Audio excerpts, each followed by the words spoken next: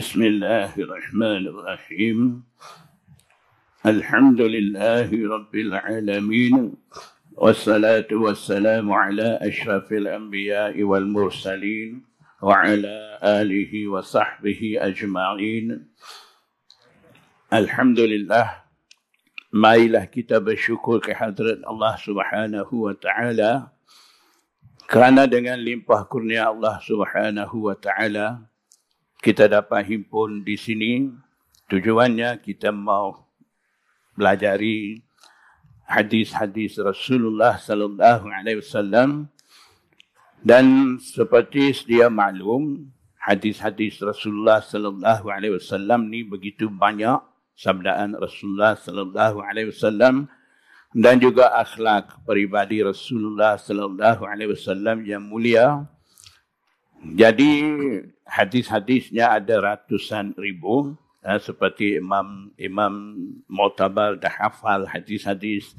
Seperti mana kita sedia maklum, Imam Bukhari sekurang-kurangnya ulama kata 300 ribu hadis dia hafal, setengah kata 600 ribu hadis dia hafal. Begitulah seterusnya imam-imam lain, dan di kalangan imam-imam pun mereka yang hafal hadis daripada peringkat bawah sampai atas. Maksud peringkat bawah ni mula daripada muhaddis sampailah hujjah. Jadi masing-masing mereka hafal ratusan ribu hadis. Seperti mana muhaddis sekurang-kurangnya dia hafal 10 ribu hadis sekali dengan sanad.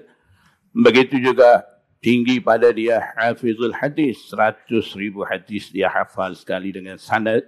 Dan hujjah tinggi pada dia tu 300 ribu hadis hafal. Jadi kita ni sekarang tidak mampu nak hafal sebanyak tu. Kalau kita hafal pun mungkin tidak sampai peringkat muhaddis. Muhaddis tu 10 ribu hadis dia hafal sekali sanad. Kalau kita boleh hafal 10 hadis sekali sanad pun alhamdulillah banyak nikmat bagi kita. Baik itu masalah hafalan hadis daripada imam-imam. Jadi dalam hadis-hadis beratus-ratus ni ada hadis sahih, ada sahih hasan, ada hadis dhaif, dan di antara hadis sahih pula ada hadis sahih, ada a'la sahih, ada asahul asani, peringkat-peringkat hadis-hadis tu. Dan dalam pada tu imam-imam dah pilih pula hadis-hadis kiranya terbaik dan teragung bagi setiap seorang imam. Di antara imam-imam hadis begitu masyhur. Jadi biasanya kita dengar Imam Bukhari kalau sebut hadis ni, di kalangan umat muslimin sekarang ni kenal Imam Bukhari. Imam Bukhari lah yang susun kitab Sahih Bukhari. Kita pun sekarang dah ada fahaman nak amal Quran sunnah. Jadi kita nak amal Quran sunnah, sunnah pula kita nak sunnah sahih. Nak hadis sahih. Ada pula setengah tu telajak. Nak sahih sangat, dhaif pun tak mau. Jadi timbul satu penyakit pula di situ. Sebenarnya hadis dhaif ni bukan tak boleh amal. Hadis dhaif yang layak amal, dhaif jiddan, tidak layak amal, dia ada bahagian pula. Dan ada setengah begitu semangat tinggi sampai dia nak amal hadis sahih sangat. Hadis dhaif pun dia letak di bahagian maudhu' palsu. Ini semua kesalahan daripada kita. Itu tidak sepatutnya kita buat begitu. Bercanggah dengan fahaman ulama muhaddisin dulu. Kita ni kena ikut mereka, bukan kita nak reka kaedah baru pula yang bercanggah dengan imam-imam tu. Baik, dalam pilihan hadis-hadis, hadis Imam Bukhari zaman kita sekarang ni kira Sahih Bukhari terbaik. Dalam Sahih Bukhari pula ada hadis-hadis terpilih dinamakan Sulasiyat Bukhari. Sekarang kita nak baca ni Sunaiyat Imam Malik, lain sikit. Jadi saya nak bagi faham sedikit saja perbezaan antara Sulasiyat dan Sunaiyat. Dan ada lagi Rubaiyat dan juga Ahadiyat. Itu sanad tertinggi dipegang oleh Imam Abu Hanifah. Jadi Sulasiat maksudnya di antara Imam Bukhari dan Rasulullah ada 3 orang syekh. Itu panggil sulasiat. Sunaiyat ni di antara Imam Malik ataupun Imam Abu Hanifah sampai Rasulullah ni di antara tu ada 2 orang rawi. Jadi Imam Bukhari punya sanad kita selalu dengar tinggi. Sulasiat Imam Bukhari, dalam Bukhari ada 22 hadis. Walaupun Imam Bukhari punya sanad tu begitu tinggi, Imam Bukhari ni murid daripada imam-imam mazhab tu. Bukan Imam Bukhari ni top, lebih tinggi daripada Imam Abu Hanifah, lebih hebat daripada Imam Malik. Tidak. Ramai orang sekarang salah faham. Kalau bunyi Imam Bukhari lah top. Kalau kitab Sahih Bukhari asahul kutub ba'da kitabillah ni kitab tu. Tidak ada kitab lain dah. Itu salah. Jadi Imam Bukhari memang kebolehan dia begitu hebat. Dia seorang mujtahid. Tidak sama dengan imam muhaddis lain seperti Imam Muslim, Imam Nasa'i, Imam Tirmizi. Dalam Imam Kutubus Sittah, Imam Bukhari lah imam hadis dan imam mujtahid. Yang lain ni imam hadis. Mereka juga ikut ijtihad. Imam-imam lain terkadang mereka sendiri utamakan tarjih mana-mana hadis mereka pilih nak amal. Itu tak mengapa, mereka dah sampai peringkat tu boleh buat. Jangan kita galak nak buat macam tu. Kita ni berapa sangat tahu hadis tu kan. Jadi tak sama dengan imam-imam tu. Jadi Imam Bukhari dia ada sulasiat. Walaupun sulasiat 22 hadis tu, dalam tu Imam Bukhari ambil hadis haddatsana Makki bin Ibrahim. Dia ambil hadis daripada Makki bin Ibrahim tu. Dia tu siapa Makki tu? Makki bin Ibrahim ni anak murid Imam Abu Hanifah. Jadi Imam Bukhari ni siapa? Cucu bagi Imam Abu Hanifah. Jadi riwayat daripada Makki bin Ibrahim dalam sulasiat Bukhari ada 11 hadis. Dan riwayat daripada Dhahhak bin Makhlad ada 6 hadis pun dia tu anak murid Imam Zufar. Imam Zufar ni anak murid Imam Abu Hanifah juga. Jadi sedikit perlu kita tahu, Imam Bukhari dan Imam Abu Dawud ni anak murid Imam Ahmad bin Hanbal. Imam Ahmad bin Hanbal tu anak murid Imam Syafi'i. Dan juga anak murid Qadhi Abu Yusuf. Dia tu anak murid Imam Abu Hanifah. Dan Imam Syafi'i pula anak murid Imam Malik. Dan juga anak murid Imam Muhammad bin Hasan Al-Syaibani. Imam Muhammad ni anak murid Imam Abu Hanifah juga. Dan Imam Malik dengan Imam Abu Hanifah semasa. Imam Abu Hanifah di Iraq, Imam Malik di Madinah. Jadi Imam Abu Hanifah di Iraq ni, dia jumpa dengan ramai sahabat. Imam Malik tak sempat jumpa dengan sahabat, jumpa dengan tabi'i. Jadi walaupun semasa Imam Malik tabi'ut tabi'i, Imam Abu Hanifah ni tabi'i kibar, tabi'i ulung. Sempat dengan ramai sahabat, lebih kurang hampir 20 orang sahabat. Tapi Imam Abu Hanifah sempat ambil hadis daripada 2-3 orang sahabat. Ada sanad juga. Jadi Imam Malik dengan Imam Abu Hanifah ni darjat ketinggian sanad sama. Sunaiyat Abi Hanifah, Sunaiyat Malik ada 2 sama.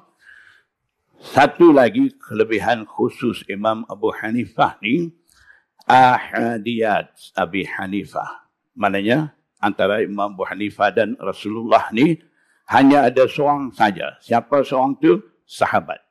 Jadi sanad Imam Abu Hanifah ni lebih tinggi daripada imam-imam mujtahidin dan imam-imam muhaddisin. Jadi kita perlu tahu kedudukan imam-imam tu dan salasilah imam-imam tu. Kalau tidak, kita ni kadang-kadang jadi pening. Bila jumpa hadis tu bercanggah dengan ijtihad Imam Syafi'i ke, jumpa dengan bercanggah dengan ijtihad Imam Abu Hanifah ke, kita kata apa? Ini hadis sahih Bukhari. Ijtihad imam ni bercanggah dengan sahih. Kita nak amal hadis Rasulullah ke nak ikut imam? Kita mula timbulkan soalan di khalayak orang ramai, kita duduk atas pentas sedap-sedap tanya orang. Begitu. Jadi siapalah berani nak jawab kata saya tak mau ikut hadis sahih itu, nak ikut ijtihad Imam Syafi'i. Tak berani kan. Tapi soalan tu sendiri salah. Tak boleh kita tanya begitu. Kalaulah kita kata kita pandai hadis lah, Syekhul pakar hadis ke, Maulana ke, Maulana ke, ada juga Lina, tidak Maulana. Jadi tugas kita ni, kalau jumpa hadis tu bercanggah, hadis sahih bercanggah dengan ijtihad imam, kita kena bagi faham di situ, kenapa ijtihad Imam Syafi'i ini bercanggah dengan hadis sahih ni. Jadi biasanya, saya tak mau panjangkan, kalau cerita ni panjang, ringkasnya untuk pegangan kita ni, bila kita jumpa hadis sahih itu bercanggah dengan ijtihad imam, kaedah daripada ulama hadisnya, katanya kita anggap sahaja hadis sahih itu mansukh di sisi imam. Ataupun marjuh di sisi imam. Kita tak tahu hadis itu nasikh, mansukh, rajih, marjuh. Kita tak tahu. Imam ni tahu. Jadi di sisi Imam Syafi'i hadis rajih ada, hadis nasikh ada, dia keluarkan hukum daripada situ dah. Kita ni tak jumpa lagi hadis nasikh duduk mana, rajih duduk mana, kita pun tak tahu. Jadi kita kena faham, setiap hadis sahih bila bercanggah dengan ijtihad imam, di situ mesti ada hadis sahih yang menepati dengan ijtihad imam. Yang bercanggah ni hadis sama hadis. Bukan bercanggah dengan imam. Imam tolong selesai di situ. Selesai dengan banyak cara. Kalau nak selesai dengan cara tarjih, kaedah tarjih ada banyak. Kita tahu satu kaedah. Bila sahih bercanggah dengan dhaif, amal sahih tinggal dhaif. Sejak berpuluh-puluh tahun kita duduk dengar satu kaedah tu orang duduk bawa. Itu pun dah jadi pakar hadis, dah jadi maulana, pandai hadis dengan satu kaedah tu. Kira-kiranya kaedah tarjih ni, Imam Hamdani tulis dalam Kitabul I'tibar An-Nasikh wal Mansukh minal Athar ni ada hampir 50 kaedah. Pernahkah kita ambil tahu 50 kaedah tu? Mungkin ada tahu, ustaz-ustaz dah belajar. Mungkin ramai tidak tahu. Dalam kitab Al-Nukat, Hafiz Iraqi kata, kaedah tarjih diguna pakai di sisi imam-imam mujtahidin, imam-imam mazhab ni, hampir 100 kaedah. Kita kadang-kadang jumpa Imam Abu Hanifah, dia tarjih, dia utamakan hadis. Di sisi pandangan kita, hadis tu dhaif. Kita pun kata Imam Abu Hanifah tak betul, amal dhaif. Tengok Imam Abu Hanifah selalu macam tu. Dia ni suka amal dhaif, sahih ada dia tak amal. Itu setakat ilmu cetek kita. Kita tak faham. Dia guna kaedah di situ, dia buat putusan tu. Jadi maknanya banyak lagi perkara-perkara kita perlu tahu. Jadi sebelum kita tahu ni, semua tu, apa kita kena buat? Dia diam-diam ikut ijtihad Imam Syafi'i itu.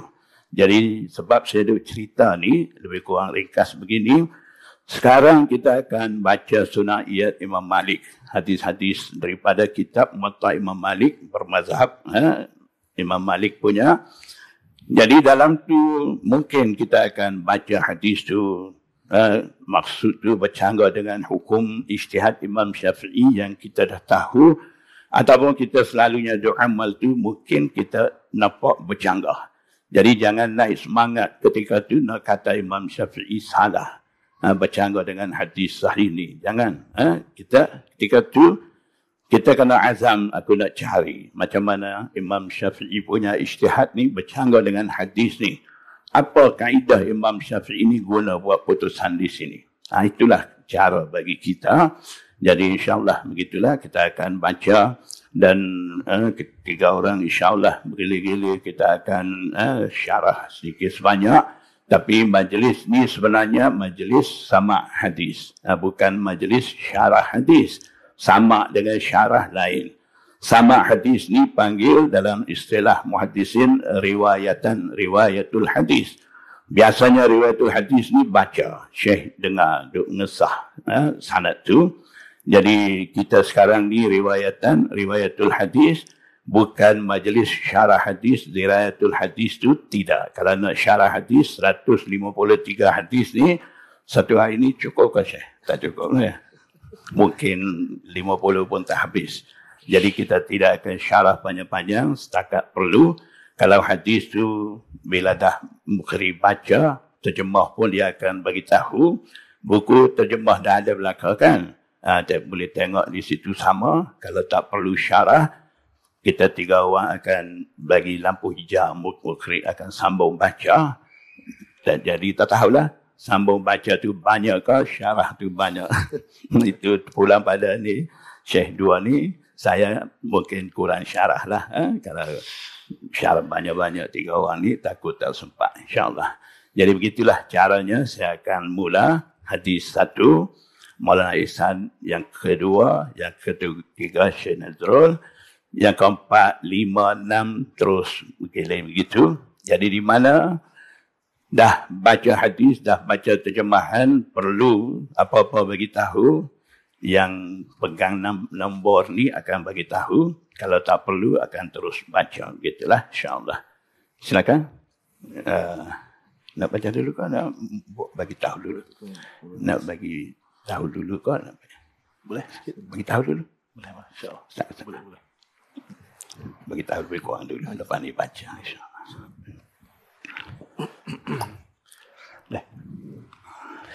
Assalamualaikum warahmatullahi wabarakatuh. Waalaikumsalam. A'udzu billahi minasyaitonir rajim. Bismillahirrahmanirrahim. Innal hamdalillah nasta'inuhu wa nastaghfiruhu wa nu'minu bihi wa natawakkalu alayh. Wa na'udzu billahi min shururi anfusina wa min sayyiati a'malina. May yahdihillahu fala mudilla lahu wa may yudlilhu fala hadiya lahu. Asyhadu an la ilaha illallah wahdahu la syarika lahu wa asyhadu anna Muhammadan abduhu wa rasuluh.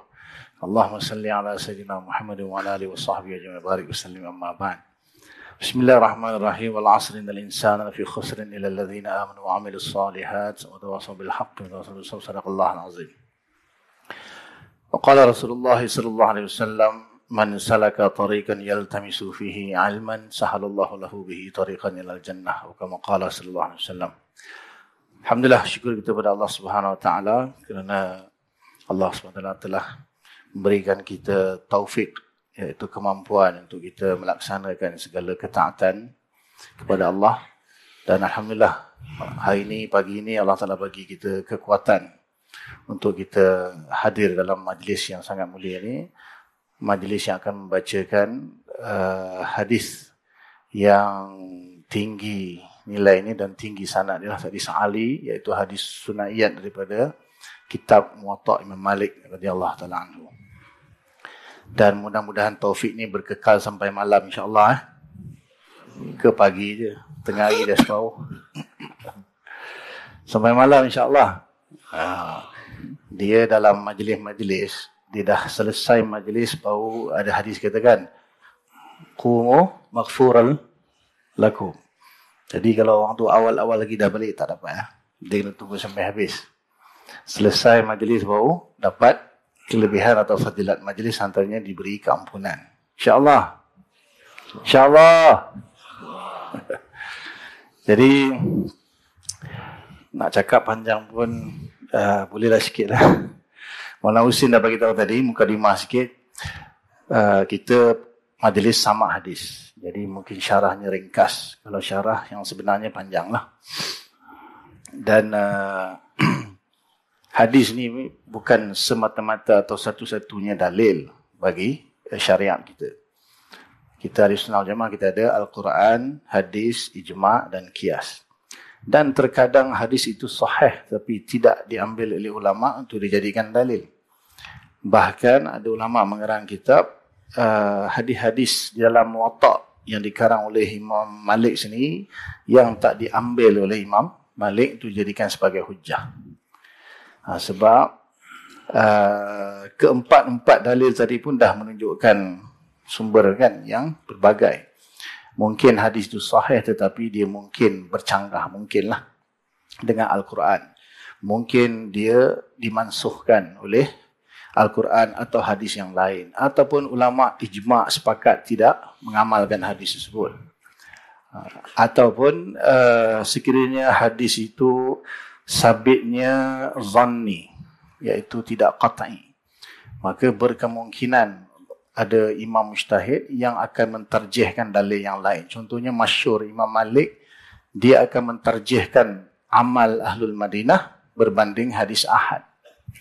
Walaupun hadis ahad itu hadis sahih, tapi hadis itu bercanggah dengan amalan orang Madinah. Sebab Imam Malik ni dia duduk di Madinah. Dia tak keluar daripada Madinah melainkan untuk mengerjakan haji saja. Jadi dia tengok orang Madinah ni beramal secara praktikal yang diwarisi daripada Nabi sallallahu alaihi wasallam. Betul. Jadi tak mungkin sepakat penduduk Madinah meninggalkan amalan dengan hadis tersebut. Sebab hadis itu hadis ahad, paling tinggi pun 3 orang yang riwayat. Boleh jadi seorang hadis dipanggil gharib atau fard, ataupun 2 dipanggil hadis aziz, atau 3 dipanggil masyhur, atau setengah ulama kata mustafid. Jadi Imam Malik akan tinggalkan hadis walaupun sahih untuk dia mentarjihkan amal ahli Madinah. Jadi seperti Maulana Hussein cakap tadi lah, bila kita dengar, kita nampak hadis, kita tujuan kita nak ambil keberkatan daripada hadis ni, dan untuk mengetahuilah sikit sebanyak tentang dalil, salah satu daripada pendalilan dalam syariat kita lah. Jadi cukuplah rasanya. InsyaAllah nanti kita akan teruskan dengan bacaan. Sebelum tu kita dengar dulu mukadimah daripada Syekh Nazrul. Fadal. Assalamualaikum warahmatullahi wabarakatuh.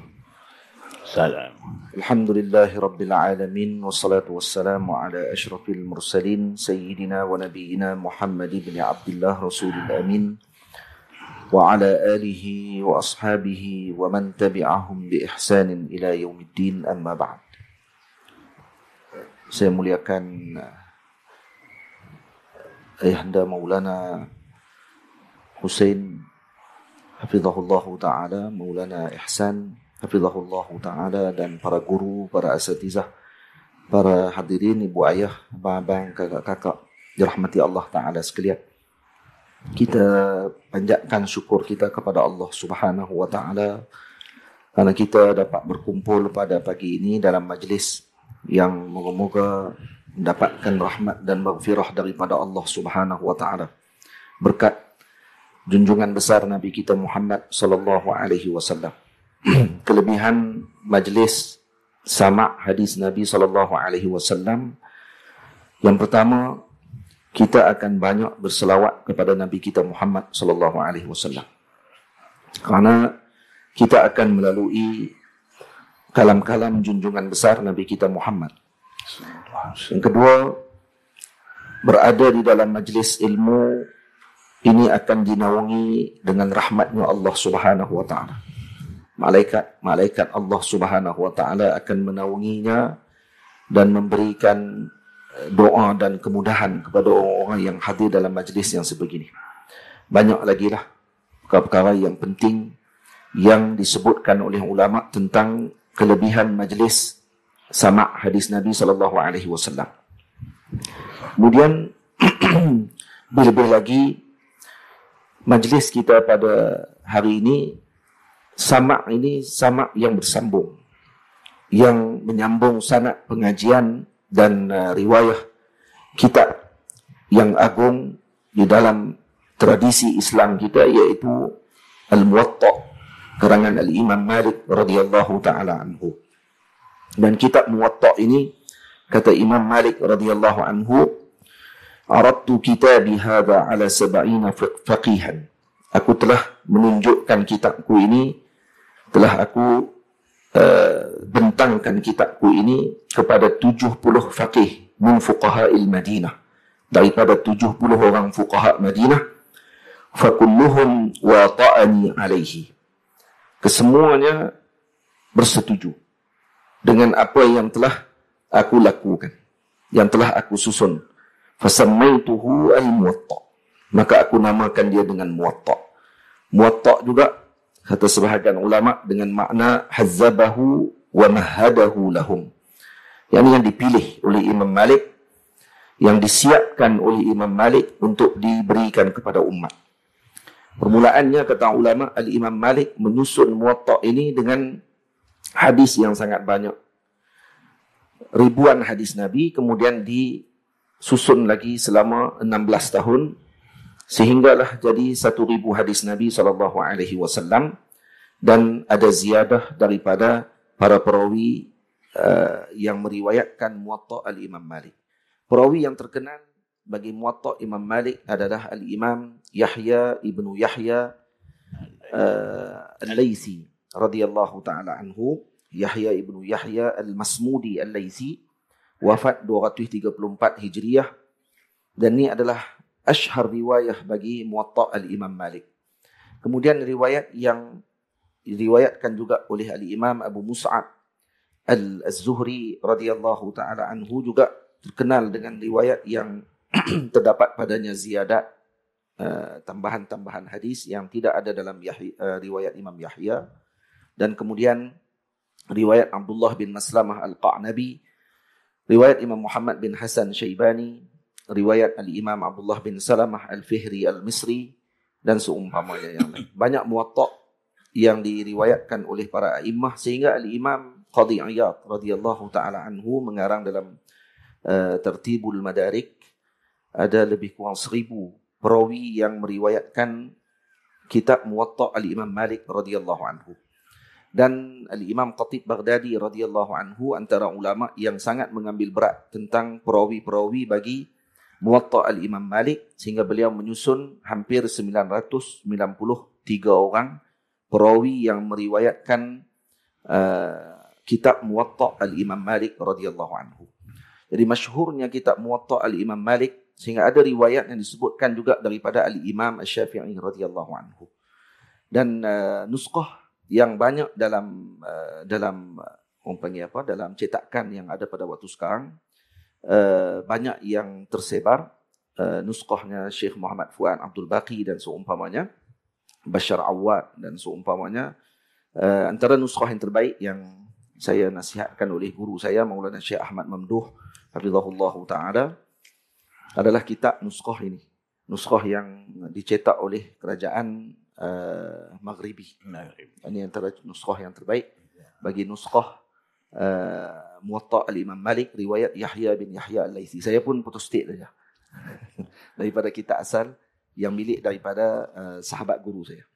Jadi kitab ini di mana yang disebutkan oleh Maulana Hussein dan juga Maulana Ihsan tadi, kalau disyarahkan hatta 153 hadis ni tak akan selesai pada hari ini, karena terlalu banyak dan faedahnya terlalu luar biasa.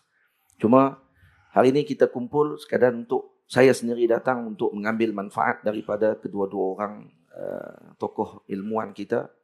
Saya sendiri ingin mengambil daripada mereka kerana hanya melihat daripada jauh sebelum ni, alhamdulillah hari ini dapat bertemu, dan kemudian menyambung sanad pengajian dengan mereka juga. Yang tu. Dan sebelum tadi Fadil Ustaz Hafiz ada beritahu sikit, kata sebelum kita mula ni, saya mengaji kitab ini dengan Maulana Syekh Yusri hafizahullah ta'ala, dan di Masjid Ashraf mu'zam kitab ini. Dan kemudian saya belajar juga dengan Maulana Syekh Muhammad Sultan rahimahullah ta'ala, murid kepada Maulana Syekh Ali Jumaah hafizahullah, yang beliau telah wafat.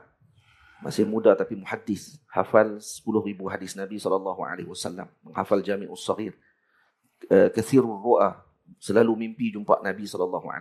Boleh dikatakan setiap minggu beliau akan mimpi jumpa Rasulullah.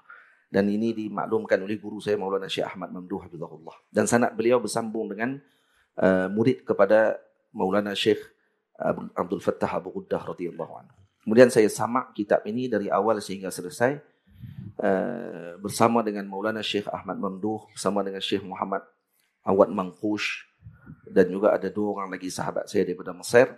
Kami 5 orang mendengar daripada awal sehingga selesai bersama dengan Maulana Syekh Al-Muhaddis Al-Musnid Abdul Wakil Al-Hashimi hafizahullahu ta'ala, ulama besar daripada Makkah Al-Mukarramah, murid ataupun anak kepada Maulana Syekh Abdul Haq Al-Hashimi, Muhaddis Haramain.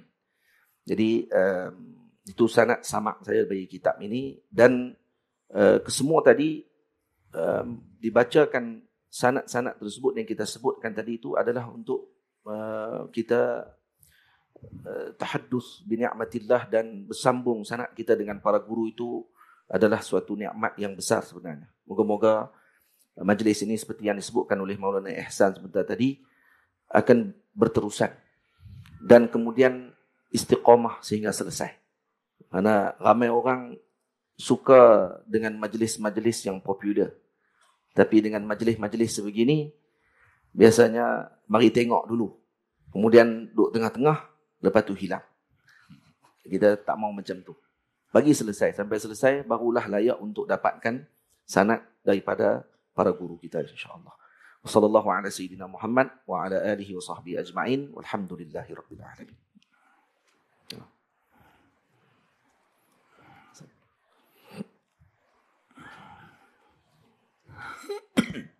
Bismillah. Bismillahirrahmanirrahim. Alhamdulillahi rabbil alamin wassalatu wassalamu ala asyrafil anbiya'i wal mursalin Sayyidina Muhammad wa ala alihi wa sahbihi ajma'in. Allahumma la sahla illa ma ja'altahu sahla wa anta taj'al al-hazna idha syi'ta sahla. Amma ba'd.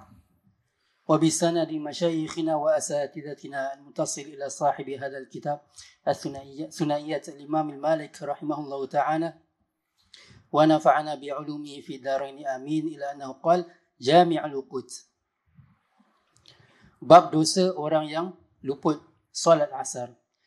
Qala Malik an Nafi' an Abdullah bin Amr anna Rasulullah sallallahu alaihi wasallam qala alladhi tafutuhu salatul asri ka'annahu wutira ahlahu wa malah.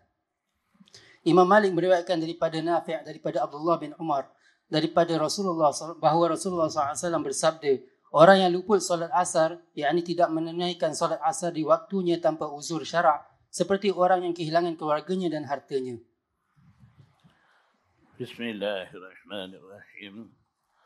Alhamdulillah, hadis pertama kita dengar ni hadis berkenaan dengan untuk menjaga waktu sembahyang, terutama sekali sebut dalam hadis ni waktu sembahyang asar. Jadi waktu sembahyang ni seperti sedia maklum, waktu afdal ada dan juga waktu mukhtar dan juga waktu karaha. Jadi sebaik-baiknya kita sembahyang, tak kira apa saja waktu sembahyang, kita sembahyanglah pada waktu afdal, iaitu waktu sebaik saja masuk waktu sembahyang tu kita sembahyang. Itu waktu afdal berbanding dengan sembahyang lewat masa daripada masa awal tu. Dan ada lagi waktu mukhtar, waktu terbaik terpilih, dan kadang waktu mukhtar bagi waktu sembahyang subuh ni, waktu sulusul lail, waktu sembahyang isyak ni lewatkan sampai 1/3 malam. Terkadang sahabat-sahabat teranggap kepala ngantuk pun Nabi SAW sembahyang sulusul lail itu waktu mukhtar. Dan waktu karahah ni waktu hampirlah habis waktu sembahyang. Jadi contohnya waktu asar yang sebut dalam hadis ni, waktu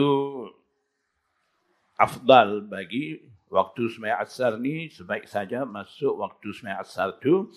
Waktu mukhtar ni sebelum lagi matahari tu tukar warna kepada warna kuning. Sebelum tu kiranya waktu mukhtar.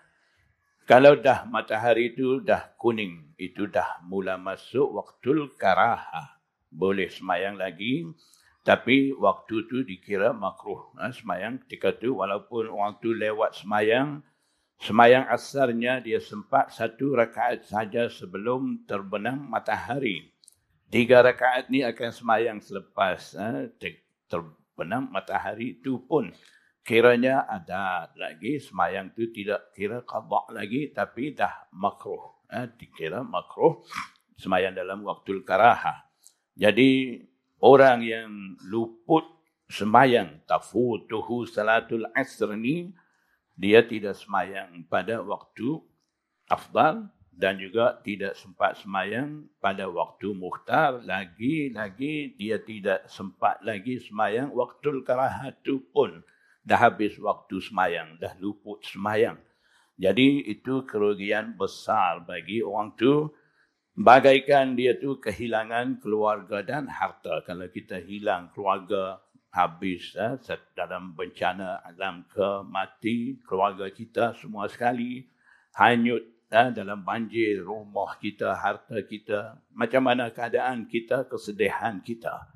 Jadi sepatutnya orang tinggal semayang tu kena lebih sedih daripada tu. Sebab yang kehilangan keluarga dan harta benda ni kerugian di dunia.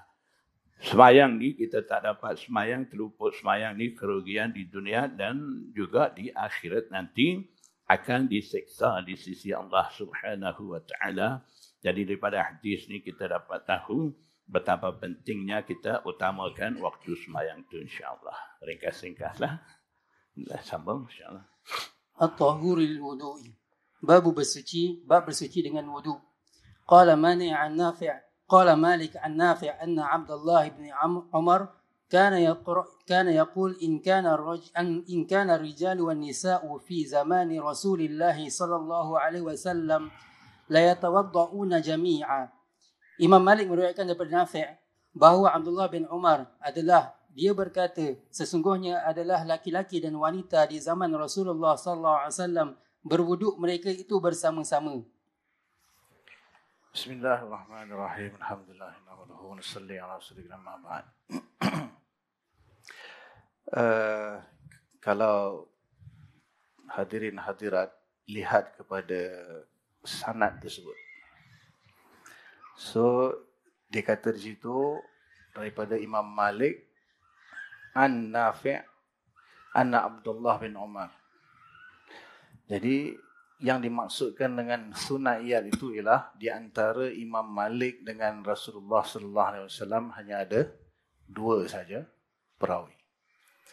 Itu yang dimaksudkan dengan sunaiyat. Maksudnya di antara Imam Malik dan Rasulullah SAW ada 2 saja perawi. Sebab mungkin ada satu dipanggil ahadiyah itu dalam riwayat Imam Abu Hanifah ada hadis ahadiyah mana Ya. Seorang saja. Dan kebiasaannya kalau kita tengok dalam hadis-hadis yang lain Bukhari, Muslim dan sebagainya, mungkin 7 orang, 8 orang. Dia banyak. Jadi sunaiyat ni dia hanya 2 saja. Maksudnya dekat antara periwayat hadis itu, imam yang meriwayatkan hadis itu dengan Rasulullah SAW. Jadi semakin sedikit perawi yang ada dalam sanad itu, maka semakin kuranglah risiko untuk ada kesilapan ataupun mungkin terlepas pandang, kita katalah. Dia semakin panjang atau semakin panjang sanad itu, semakin banyak perawi yang meriwayatkan hadis itu, jadi risiko dia semakin besar. Risiko dia semakin banyak, mungkin berlaku sedikit kesilapan dan sebagainya. Jadi kelebihan hadis Ali ataupun seperti ahadiyat, sunaiyat atau sulasiyat ni, risiko untuk kesilapan berlaku dalam hadis itu kuranglah berbanding hadis yang nazil, yang panjang sanad dia. Itu yang pertama. Yang kedua, di sini dia kata anna Abdullah bin Umar kana yaqul. Jadi di sini bukan Rasulullah yang kata, betul? Rasulullah yang kata ke siapa yang kata? Abdullah bin Umar yang kata. Betul? Dia tak kata qala Rasulullah sallallahu alaihi wasallam. Cuma dia kata kana ar-rijal wan nisa fi zamani Rasulullah sallallahu alaihi wasallam la yatawaddauna jami'an. Dari suatu sudut, dia satu istilah yang dipanggil hadis mauquf.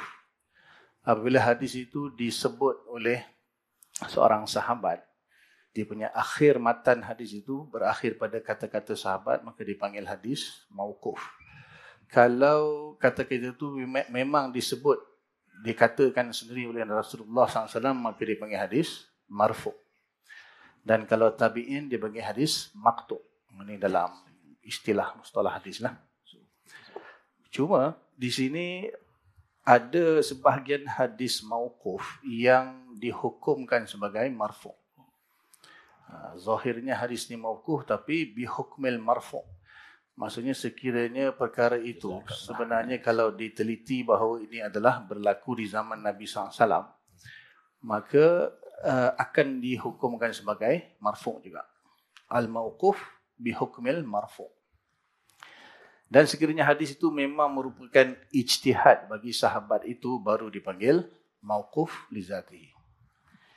Di sini bila dia kata kana ar-rijal wan nisa fi zamani Rasulullah SAW, maka dia sedang menceritakan perkara yang berlaku di zaman Nabi SAW. Dan oleh kerana yang diceritakan itu perbuatan laki-laki dan wanita, para sahabat dan sahabiah yang mereka berwuduk di zaman Nabi, maka boleh dikatakan di sini hadis af'al. Hadis af'al. Dan ataupun af'al ini bukanlah dilakukan oleh Nabi. Dia tak ceritakan Nabi punya af'al, dia cerita sahabat punya af'al. Dan sahabat dia akan ikut af'al Nabi.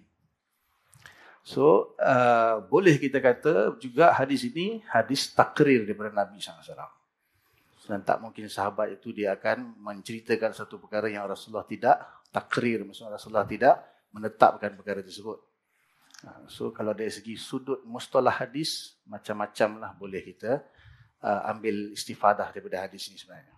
Dari yang dah biasa belajar mustalah hadis tu, nampaklah di sini kat mana istilah mauqufnya, kat mana iqrarnya, kat mana dia punya mauquf bihukm marfu' dan sebagainya lah. Okay. Kemudian dia punya i'rab dia tak payah bahas kot. In tu sebenarnya jadi confuse sebenarnya. In kana mana jawab dia. Boleh kita kata lam dia, lam yang dimasuk kepada yatawadda'una pun boleh, tapi tak payah tinggalkan yang tu. Cuma apa makna hadis ni? Apa makna Rasulullah di zaman Nabi SAW, lelaki dan wanita berwuduk bersama-sama? Betul? Boleh bayangkan? Apa maksud dia? Di zaman Nabi SAW, lelaki dan wanita wuduk bersama-sama. Apa sebenarnya yang nak disampaikan daripada hadis ni oleh Ibn Umar radhiyallahu ta'ala anhu? Kalau mengikut syarah-syarah ulama terhadap hadis ini, dia ada satu permasalahan tentang, yang pertama kita ambil yang zahir dulu, boleh ke wanita dan lelaki campur sama-sama ambil wuduk? Kalau wanita ambil wuduk, dah tentulah dia akan buka tangan dia, kepala dia kan, kaki dia. Jadi ulama kata berkemungkinan hadis ini diriwayatkan sebelum turunnya perintah hijab. Berkemungkinan. Sebab tak mungkin lelaki dan perempuan kan wuduk sama-sama. Dalam keadaan dah tentulah berwuduk kan nak kena buka semua. Walaupun tak buka lah semua, cuma aurat jugalah, rambut, tangan, hingga siku dan sebagainya. So berkemungkinan hadis ini sebelum turunnya ayat hijab. Atau yang dimaksudkan di sini, kalaulah setelah turun ayat hijab, yang dimaksudkan lelaki dan wanita yang mahram. Suami isteri, ataupun mak dengan anak lelaki, adik-beradik lelaki dan perempuan, boleh juga kita hamalkan hadis ini kepada makna tersebutlah. Maksudnya dia tak kata umum semua lelaki, semua wanita. Kalau kita hamalkan hadis ini kepada diriwayatkan setelah turun ayat hijab. Itu yang zahir. Cuma yang sebenarnya yang ulama nak sampaikan di sebalik hadis ni, sebenarnya ada satu permasalahan di kalangan para fuqaha, para mujtahid. Boleh atau tidak lelaki dan wanita berkongsi air untuk mengambil wuduk? Berkongsi air. Sama ada berwuduk serentak dalam satu bekas, ataupun air lebihan, maksudnya bukan lebihan yang dipakai mustakmal. Maksudnya kalau ada satu baldi, satu kolah misalnya, lelaki ambil wuduk dulu, kemudian wanita datang ambil wuduk. Atau wanita ambil wuduk dulu, kemudian lelaki datang ambil wuduk. Jumhur ulama hampir ijma' lah mengatakan boleh. Kedua-duanya boleh. Samanya ambil wuduk bersama-sama, suami isteri misalnya. Nabi dengan Aisyah pun ada, dalam hadis yang lain, dalam riwayat Muslim pun ada, hadis Aisyah dengan Nabi ambil wuduk sama-sama. Dan boleh juga kalau wanita itu datang, dia wuduk dulu, kemudian dia selesai, datang lelaki, sama ada mahram atau bukan mahram, ambil wuduk, boleh. Cuma ada satu pendapat daripada Imam Ahmad bin Hanbal, dia mengatakan makruh. Makruh kalau setelah wanita tu ambil wuduk, air yang berbaki itu, datang lelaki ambil wuduk, hukum dia makruh. Jadi itu sajalah setakat tu, pendek-pendek je kan. Wallahu a'lam. Jami'ul wudu, bab mencari wudu.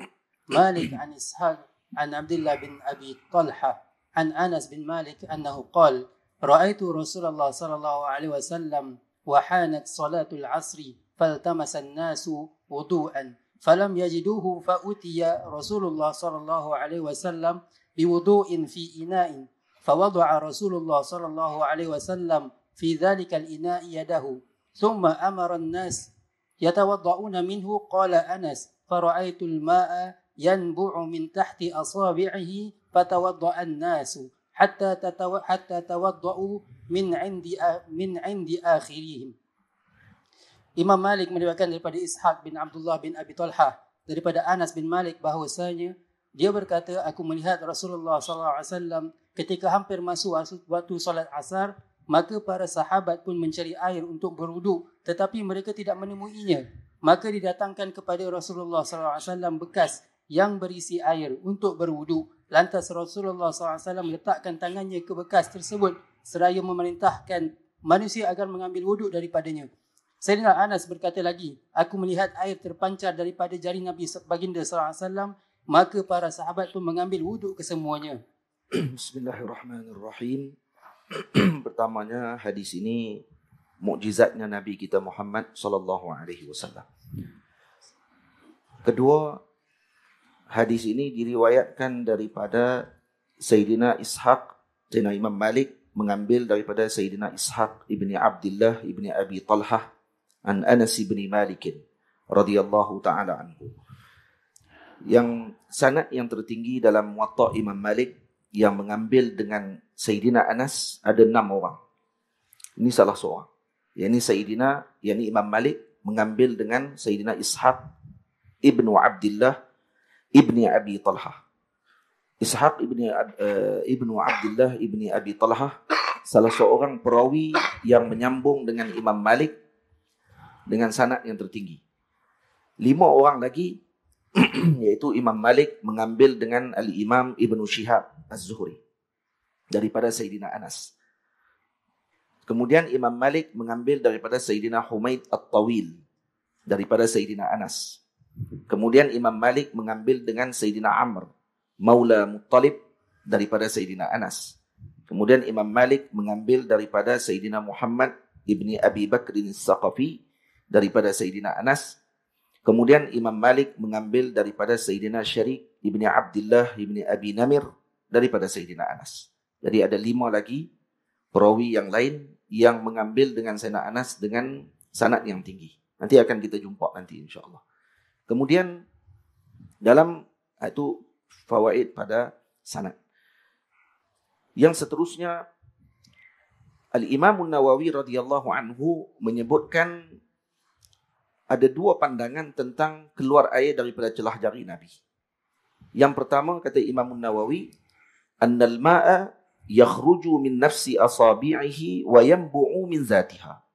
Air itu keluar sendiri daripada celah jari Nabi. Memang dalam jari Nabi ini, di celah-celah jari Nabi, keluar air itu daripada Nabi SAW. Itu pandangan pertama yang disebutkan oleh Al-Imam Al-Muzani dan disebutkan oleh jumhur para ulama. Pandangan kedua, air tadi jadi banyak dengan zatil ma'. Air itu sendiri yang banyak.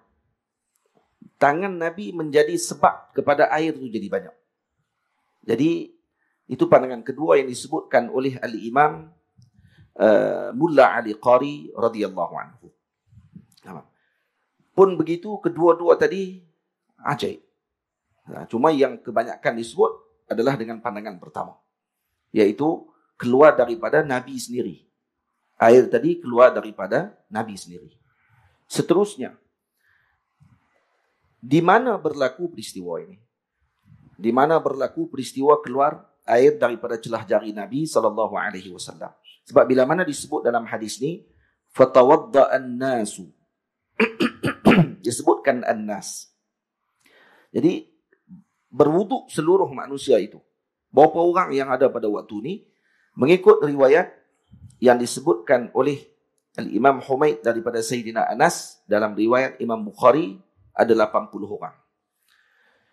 Riwayat daripada Sayyidina Humaid, daripada Al-Imam Hasan Al-Basri, daripada Sayyidina Anas, yang ada disebutkan juga 70 orang. Riwayat yang disebutkan dalam Sahih Muslim 70 atau 80 orang. Kemudian ada riwayat yang lain yang menyebutkan kunna salasami'atin, kami ada 300 orang.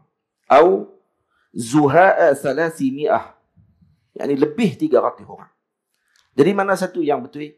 Kemungkinan, kata ulama, di sini dengan makna berlaku dengan banyak tempat.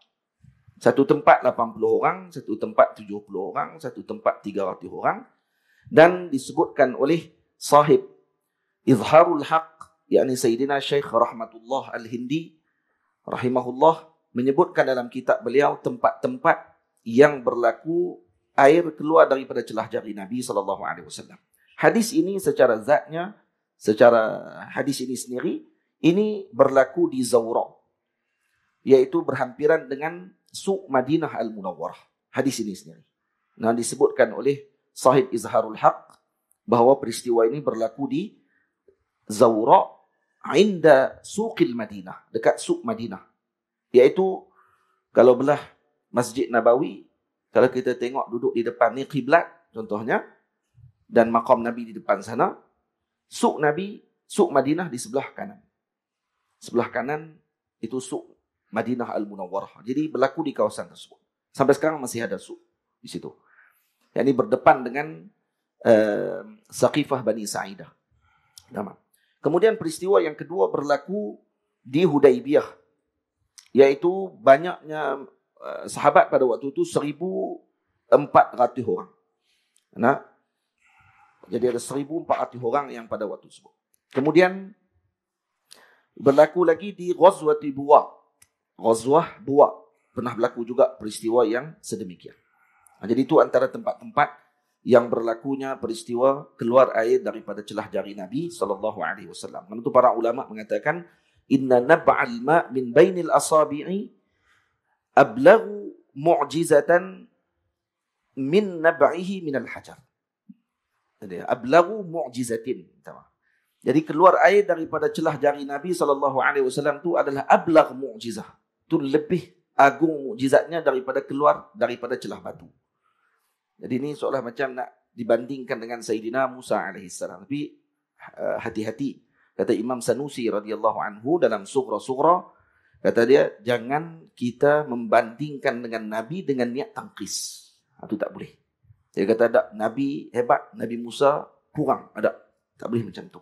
Cuma kita hanya kata mukjizat Nabi agung. Mukjizat Nabi Musa agung. Tapi Nabi lebih agung. Tentu. Kedua-duanya agung. Tak ada istilah kata mukjizat Nabi Musa biasa. Kalau tidak ada nama mukjizat, jadi biasa. Nama pun luar biasa. Wallahu a'lam. Tafadhal. Wudu'ul junubi. Bab wudu' bagi junub. Qala Malik an Abdullah bin Dinar an Abdullah bin Umar annahu qala ذكر عمر بن الخطاب لرسول الله صلى الله عليه وسلم أنه يصيبه جنابه من الليل فقال له رسول الله صلى الله عليه وسلم توضأ واغسل ذكرك ثم نم.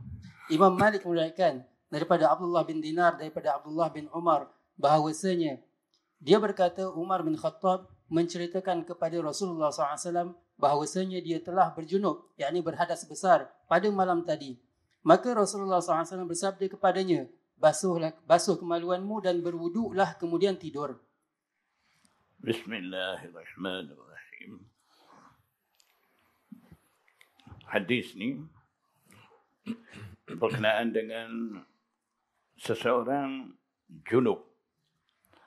Apabila dia nak tidur semula, selepas daripada dia dah jadi junub, ataupun selepas daripada dia junub ni, dia nak makan sebelum mandi, apa cara dia? Itulah yang Rasulullah SAW mengajar kepada sahabat-sahabat dan juga seterusnya kepada umat dia. Jadi Sayyidina Umar cerita kepada Rasulullah SAW bahawa dia dah janabah waktu malam tu. Tujuannya Sayyidina Umar, dia nak tahu sama ada setelah junub tu mandi selalu tak boleh tangguh, ataupun bila masa perlu mandi dia nak tahu. Jadi Rasulullah sallallahu alaihi wasallam bagi kemudahan bagi umat dia, maknanya tidak wajib mandi selalu. Kalaulah orang tu berlaku janabah pada waktu awal malam, contohnya, dia nak tidur lagi, nanti dekat subuh dia nak mandi. Boleh juga. Cuma terbaik bagi orang tu adalah ketika tu dia basuh, cuci, bersihkan apa yang terlekat di tubuh dia, kekotoran, apa-apa tu, basuh, cuci. Kemudian daripada tu wudu, boleh tidur. Jadi sahabat-sahabat lain pun pernah tanya kepada Rasulullah sallallahu alaihi wasallam tentang keadaan ini.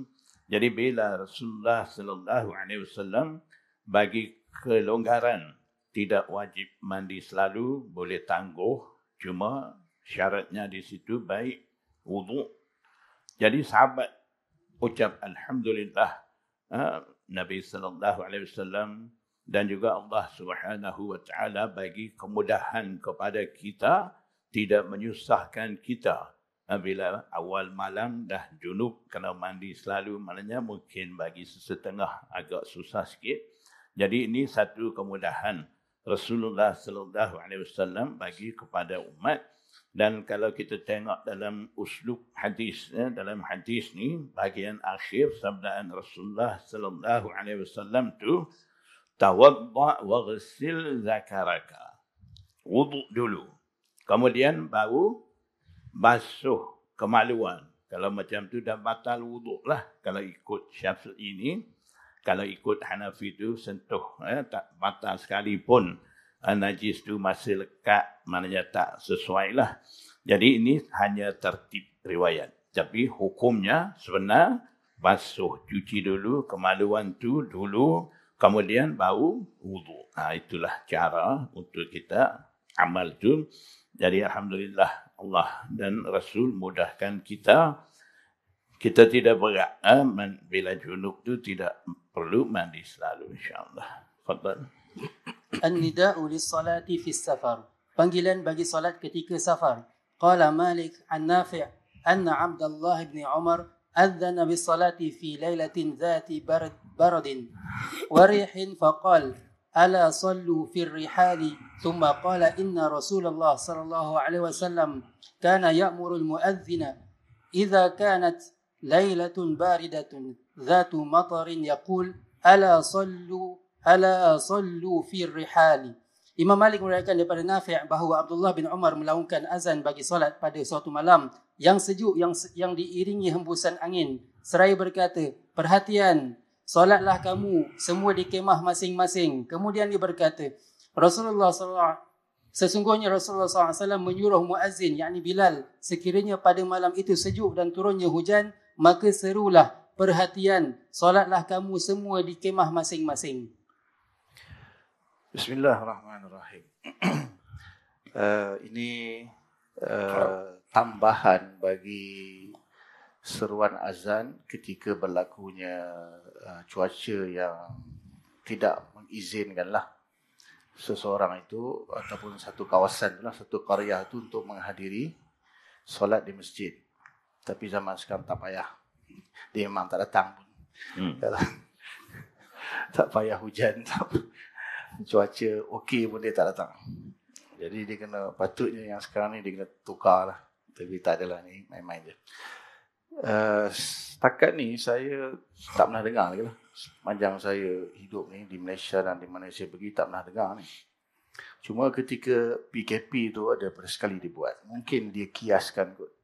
Mungkinlah ketika PKP tu yang menjadi imam-imam lantikan Jabatan Agama dibagi satu surat berkeliling. So selepas azan tu dia disuruh semayang kat rumah.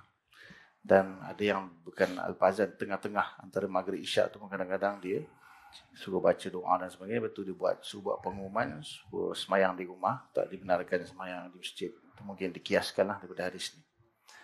Cuma Imam Nawawi mengatakan dalam syarahnya yang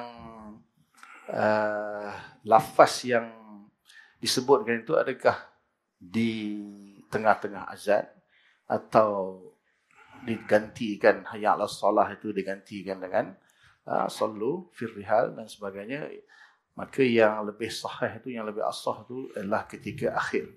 Selesai azan baru dilaungkan lafaz tersebut.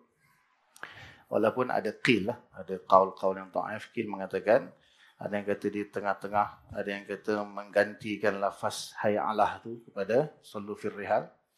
Tapi yang sahihnya kata Imam Nawawi disebut di akhir azan, sebab kalau disebut di tengah-tengah dia seolah-olah memutuskan mualah azan itu. Maka disebutkan di akhir. Saya setakat ini tak pernah dengar lagi. Wallah, mungkin Syekh mana-mana atau Syekh pernah kot di negara masing-masing. Wallahu a'lam. Fadhal. Qadrus suhur minan nida. Bab tempoh sahur daripada panggilan azan. Qala Malik an Abdullah bin Dinar an Abdullah bin Umar anna Rasulullah sallallahu alaihi wasallam qala inna Bilalan yunadi bilailin fakulu washrabu hatta yunadi ibn Ummi Maktum. Imam Malik meriwayatkan daripada Abdullah bin Dinar daripada Abdullah bin Umar bahawa Rasulullah sallallahu alaihi wasallam bersabda, sesungguhnya apabila Bilal menyeru seruan azan pada waktu malam, maka makanlah dan minumlah kamu sehingga Ibnu Ummu Maktum melaungkan azan subuh.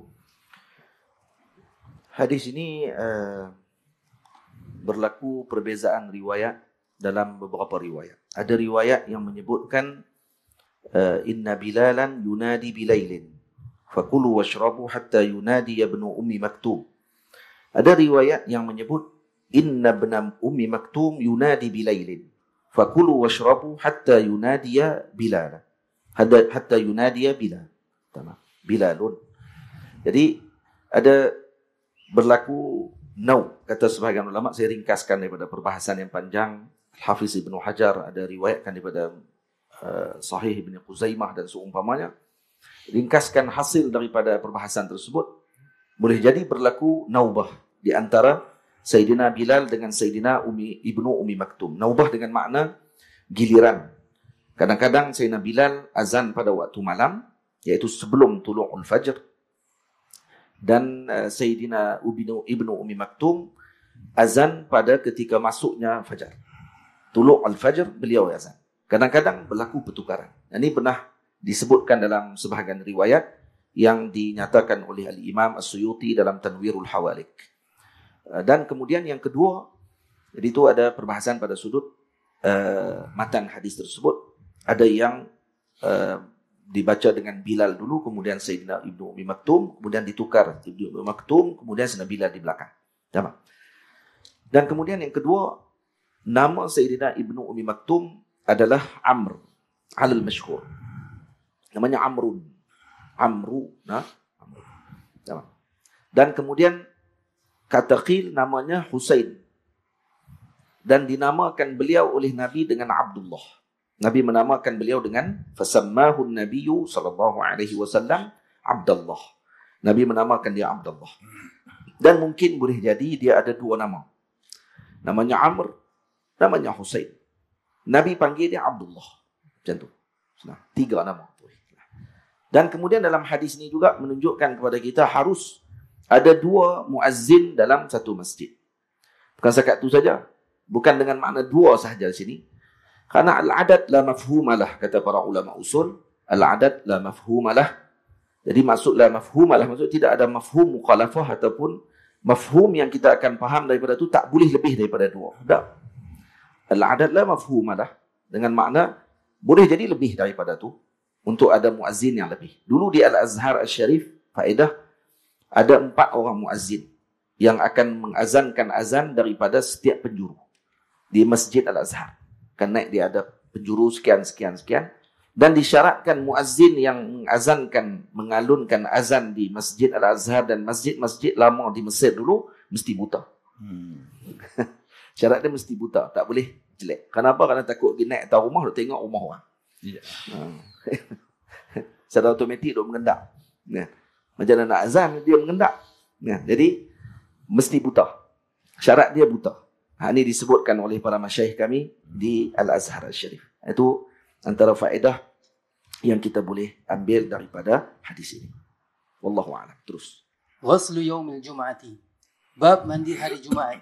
قال مالك عن نافع عن ابن عمر أن رسول الله صلى الله عليه وسلم قال إذا جاء أحدكم الجمعة فليغتسل. Imam Malik meriwayatkan daripada Nafi' daripada Ibnu Umar bahawasanya Rasulullah sallallahu alaihi wasallam bersabda, apabila kamu ingin menghadiri solat Jumaat, maka mandilah. Bismillahirrahmanirrahim. Hadis ini berkenaan dengan mandi pada hari Jumaat. Mandi pada hari Jumaat itu hukumnya wajib ke ataupun mustahab. Sekarang kita tahunya tidak wajib mandi kecuali junub lah. Kalau orang tu dah tak junub, kalau nak mandi pun boleh. Tak mandi, wudu, pergi sembahyang Jumaat pun sah sembahyang Jumaat. Tapi dalam hadis ni Nabi sallallahu alaihi wasallam perintah falyaghtasil. Hendaklah kamu mandi. Falyaghtasil ni fi'il amr. Fi'il amr. Jadi fi'il amr kalau mukhatab biasanya hukumnya wajib. Ini fi'il amr ghaib. Lam ada di situ. Ulama kata al-lamu lil istihbab. Lam tu membawa maksud mustahab di sini. Baik itu dari segi hukum dan kenapa Rasulullah sallallahu alaihi wasallam perintah sahabat-sahabat ni mandi hari Jumaat ni. Itu perlu kita tahu latar belakang hadis ni. Walaupun hadis ni pendek, ada latar belakang dia di zaman Rasulullah sallallahu alaihi wasallam. Pada zaman Rasulullah sallallahu alaihi wasallam, seperti sedia maklum, Masjid Nabawi ni tidak seperti kita lihat sekarang ni. Sekarang ni masjid begitu besar, luas dan bangunan pun cantik. Zaman Rasulullah SAW ni masjid tidak sebegitu besar dan bangunan pun rendah. Tiang, pohon tamar dan pelepah tamarlah jadi bumbung bagi Masjid Nabawi itu. Jadi sembahyang Jumaat ni waktu tengah hari, tengah betul-betul panas, bau tergelincir matahari. Jadi bumbung atas masjid ni bukan rapat macam kita ada siling dan apa, tidak. Dia celah-celah tu masuk cahaya matahari. Dalam masjid pun panas. Dan sahabat-sahabat ni hari Jumaat pun mereka pergi kebun mereka, ladang mereka, mereka pergi kerja. Kemudian balik daripada kerja nak sembahyang Jumaat tu, banyakkan sahabat ketika tu mereka tak sempat nak balik rumah. Jadi mereka terus pergi ke Masjid Nabawi dan sembahyang Jumaat. Dan pada masa tu pakaian bagi sahabat-sahabatnya baju berbulu. Tidak baju sedap-sedap macam kita sekarang ni, tidak. Jadi pakai baju tebal, baju berbulu, baru sudah kerja dalam keadaan panas berpeluh. Bila masuk dalam masjid, masjid pula sempit rapat dan baulah bau peluh daripada sahabat ni keluar daripada tubuh sahabat ni. Dan ada satu ketika Rasulullah SAW dapat hidu bau peluh, bau busuk tu. Ketika itulah Rasulullah SAW perintah hadis ni baik mandi. Dan kemudian daripada tu sahabat-sahabat dah pun dapat jaga disiplin tu. Bila nak mai masjid mereka mandi dulu. Kemudian mereka mai masjid. Jadi selepas daripada tu tak bau dah. Dah bersih dah daripada bau tu. Jadi ketika tu Nabi SAW bersabda hadis lain yang maksudnya menunjukkan tidak wajib dah mandi tu. Itulah kisah ringkas daripada Rasulullah SAW suruh mandi pada hari Jumaat tu. Wallahu a'lam. Al-amru bil witri, bab arahan witir. Qala Malik an Nafi' wa Abdullah bin Dinar an Abdullah bin Umar anna rajulan sa'ala Rasulullah sallallahu alaihi wasallam an salatil layli faqala Rasulullah sallallahu alaihi wasallam salatul layli mathna mathna wa idza khashiya ahadukum as-subha shalla rak'atan wahidatan tutiru lahu ma qad shalla. Imam Malik meriwayatkan daripada Nafi' dan Abdullah bin Dinar daripada Abdullah bin Umar bahawa seseorang bertanya kepada Rasulullah sallallahu alaihi wasallam berkenaan solat malam. Maka bersabda Rasulullah sallallahu alaihi wasallam, solat malam itu 2 rakaat.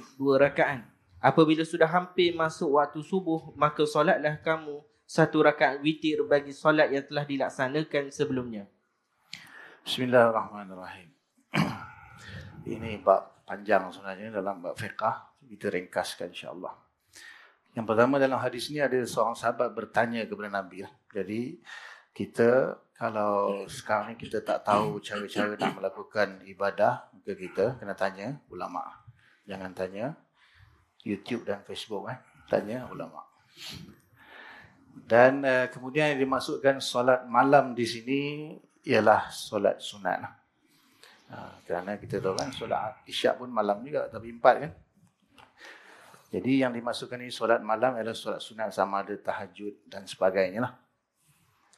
Kemudian bila Nabi kata 2 rakaat, maksudnya ini bukanlah satu ketetapan yang mana tidak boleh dilakukan lebih daripada itu. Boleh saja kalau orang tu nak solat malam, 4 pun boleh dan seterusnya. Sebab dalam mazhab Syafi'i sekurang-kurangnya solat witir itu 1 rakaat. Dan sekurang-kurang yang afdal ialah 3 lah. Walaupun 1 boleh, tapi ulama kata buat 3 lah. Jangan buat 1 kecuali dah betul-betul tak larat sangat, tak sempat ke, boleh buat 1, boleh. Dan maksimum solat witir dalam mazhab Syafi'i 11 rakaat. 11. So boleh dibuat secara fasal ataupun wasal.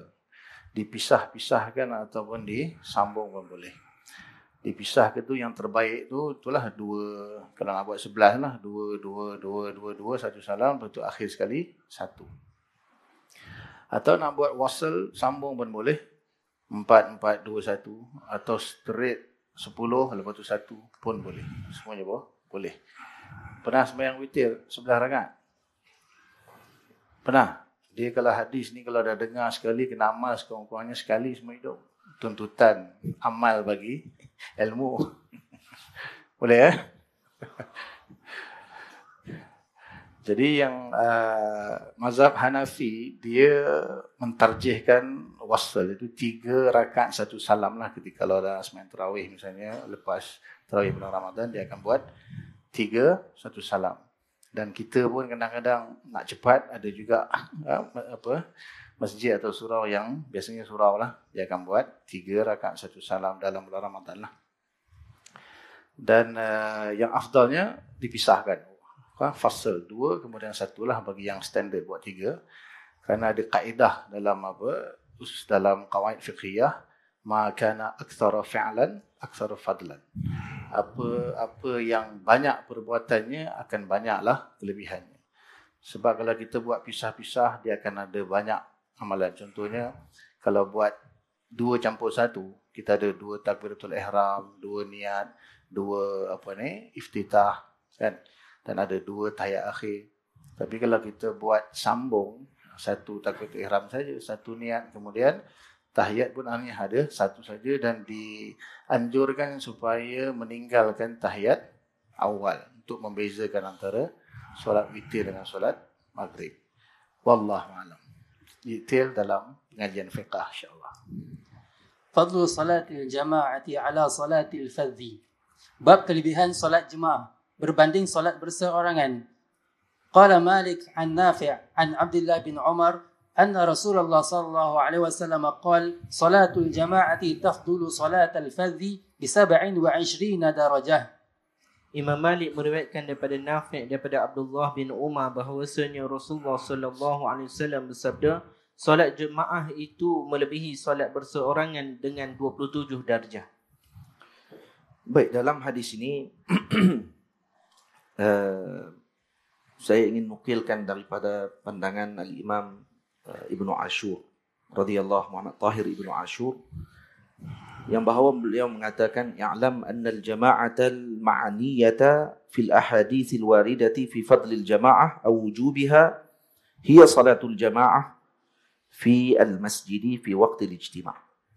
Kata Imam Ibnu Ashur, dimaksudkan dengan solat jemaah secara khususnya yang dimaksudkan dalam hadis Nabi SAW, ya, walaupun pandangan ini pandangannya beliau, ada pandangan yang lebih umum, ya mana-mana solat jemaah saja, didirikan di mana pun, 2 orang yang sekurang-kurangnya jemaah akan mendapatkan pahala begini. Ini yang difaham oleh kita secara umumnya.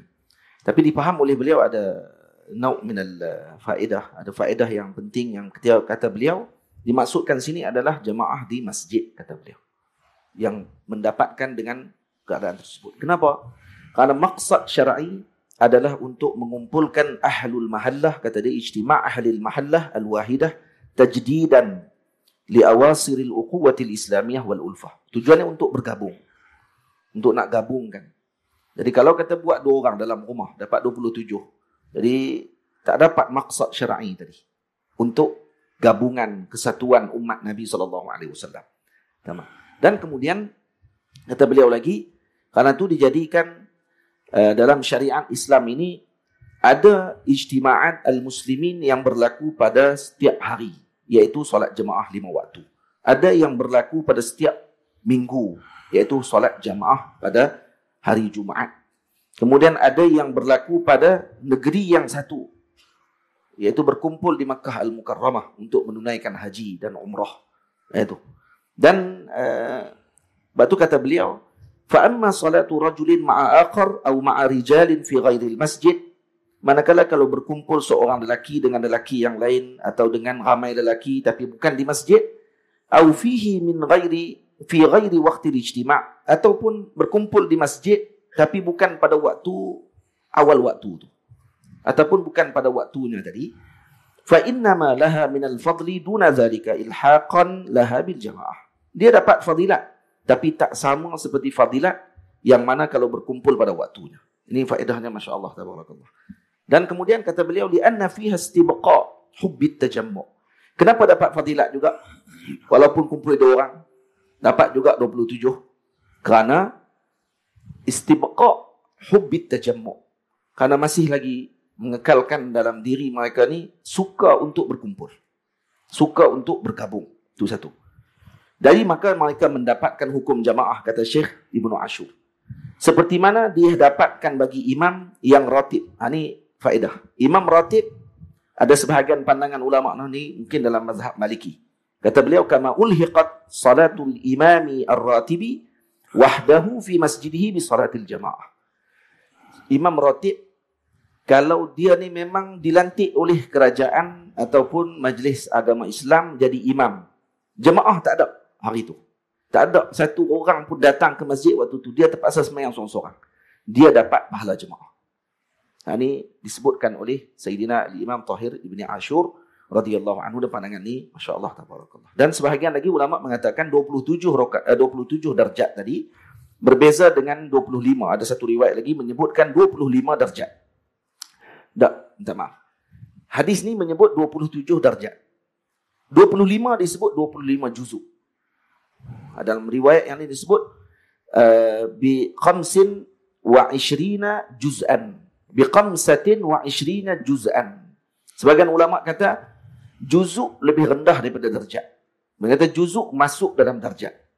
Itu pandangan. Dan kemudian ada juga yang membezakan, dan Al-Imam Suyuti dalam Al-Hawi lil Fatawi, tuan-tuan boleh rujuk, tengok semula, dia senaraikan setiap darjat yang 27 tu. Apa dia yang 27 tu kita akan dapatkan. Termasuk sampai salam dengan tu imam. Salam dengan jemaah duduk sebelah kita pun akan dapatkan 27 tadi. Kenapa? Baru faham balik yang Ibnu Ashur sebut tadi, iaitu apa dia? Karena untuk tajammuk, perkumpulan. Karena dia akan ada ulfah, dia akan ada kasih dalam hati kita dengan umat Nabi. Ketika habis solat, bersalaman. Ketika habis solat, berteguran. Ketika habis solat, kita bersembang, bukan bersembang pas habis sembahyang tu tak zikir jadi Wahabi tak. Lepas tu keluar bangkit tu tak, bukan macam tu maksud dia. Dia maksud kita apa ni, bila keluar daripada masjid tadi sembang-sembang, tanya duduk di mana dan seumpamanya. Kenapa? Kerana itu semua ulfah. Allahu a'lam.